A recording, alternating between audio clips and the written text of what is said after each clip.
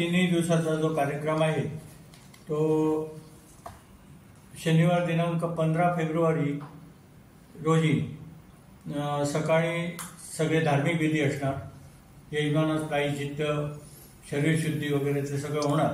त्यानंतर साहेबांनी आता सांगितलं त्याप्रमाणे दुपारी महानैवेद्य, महाप्रसाद होणार. त्यानंतर पहिल्या दिवशी प्रसिद्ध असं रानफूल म्हणून नाटक आमचे बांदोडकर वाडा आहे ते सादर करणार आहे. त्या दिवसाचा कार्यक्रम संपल्यानंतर रविवार दिनांक 11 फेब्रुवारी रोजी आमचं रवळनाथाचा जो वरचा कलश आहे त्या कळसाचं रोवण होणार आहे. शिखर कलशाचं रोवण सकाळी 12 वाजता दुपारी होणार. त्यानंतर महाप्रसाद सकाळी त्याच्या आधी सकाळी धार्मिक विधी होणार. त्यानंतर पुन्हा महाप्रसाद झाल्यानंतर संध्याकाळी 3 वाजता कीर्तनाचा कार्यक्रम होणार. राष्ट्रीय कीर्तनकार हवप श्री सुहासबुवा नातू यांचे शिष्य हवप आकांक्षा अमोल प्रभू ह्या करणार आहेत कीर्तन. संध्याकाळी 4:30 वाजता विठ्ठल गावस, गीतेश शिंफाळकर व कपिल गावस यांचा भजन संध्या कार्यक्रम होणार आहे. त्यानंतर संध्याकाळी 7 वाजता मुंबई येथील प्रख्यात गायक श्री रघुनंदन पणशीकर व सौभाग्यवती नंदिनी बेडेकर यांचे शास्त्रीय व उपशास्त्रीय गायन होणार आहे. त्यांना हार्मोनियमवर श्री सुभाष पातर्पेकर तर तबल्यावर श्री रोहिदास परब हे साथ संगत करणार आहेत. या संपूर्ण कार्यक्रमाचे निवेदन गोविंद भगत व सौभाग्यवती सोनाली परब या करणार आहे.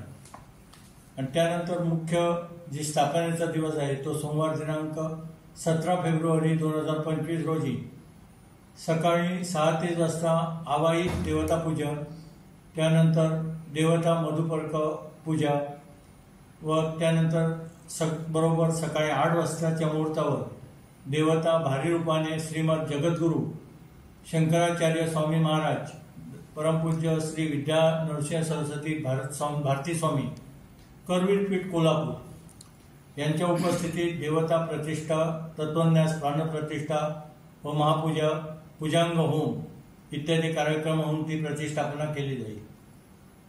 त्यानंतर दुपारी महानैवेद्य, महाप्रसाद मोठा होणार.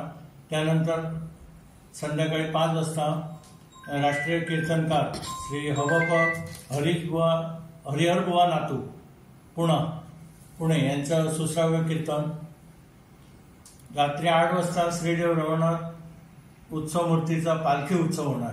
त्यानंतर रात्री 8:30 वाजता पंडित श्री आनंद भाटे पुणे यांचा गायनाचा कार्यक्रम होणार आहे. त्यांना साथ संगत मयंक बेडेकर तबला, राया कोरगावकर हार्मोनियम व दत्तराज शेट्ये पखवाज, राहुल खांडोळकर मंजिरी. पेडणे देवस्थानचा प्रेसिडेंट, तुम्ही सगळ्या पत्रकारांचं स्वागत आज इकडे माझ्या घरी. तुम्हाला बोलवायची फक्त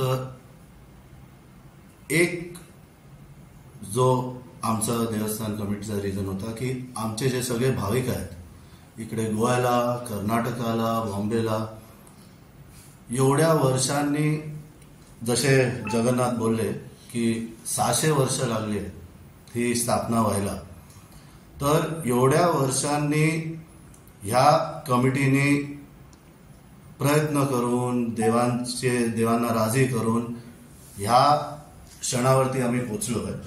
आणि ह्या क्षणाचा लाभ घ्यावा हे सगळे आमचे जे भाविक गोव्यात आणि इतर राज्यांमध्ये, आपल्या कर्नाटक किंवा मुंबई आणि सांगली, वांगली, नाशिक पर्यंत पण रवळनाथ, आपल्या श्री रवळनाथ देवाची भाविक आहेत. आणि ह्या प्रतिस्थापना जी आता होते, ह्या भाविकांना जो आशीर्वाद रवळनाथ देवाचा घ्यायचा आहे, तर हाच प्रसंग, हे जे होत आहे असं क्षण त्यांना परत मिळणार नाही. कारण हे आधीपासून प्रयत्न करून होत नव्हतं एवढ्या वर्षांनी, आणि आता पॉसिबल झालंय. आणि ह्याचा डायरेक्ट लाभ घ्यावा ही मी भाविकांना माझा रिक्वेस्ट आहे की येऊन याचा लाभ घ्यावा. देवस्थान समितीतर्फे सगळ्यांना आवाहन की तुम्ही सगळ्यांनी पेडणेकार तसेच पेडणे लोकांनी जास्तीत जास्त लोक यातून सहभाग घेवचो. 10,000 लोक ज्यांना तुम्ही म्हणता त्यांना लोकांची गाडयांची पार्किंगची व्यवस्था, पार्किंगची व्यवस्था म्हणजे जशी आम्ही दसऱ्याक पुनवेची व्यवस्था करतात त्याच पद्धतीने आम्ही पार्किंग व्यवस्था केलेली असा. त्याचप्रमाणे टेम्पररी शौचालयाची व्यवस्था केलेली असा, पाण्याची व्यवस्था एक्स्ट्रा टँक लायलेले असा आणि आमच्या गव्हर्नमेंट जे आसा मिशनरीज आहात त्यांचे स्वतः डेप्युटी डिरेक्टरान नोडल ऑफिसर दवरलो आसा ते आमकां त्या दृश्टीने सगळे हेल्प करतले. व्यवस्था त्यांची म्हणजे कोणाची गैरसोय जावची न्ही हेची दक्षता आमची देवस्थान समिती आणि हे घेतले.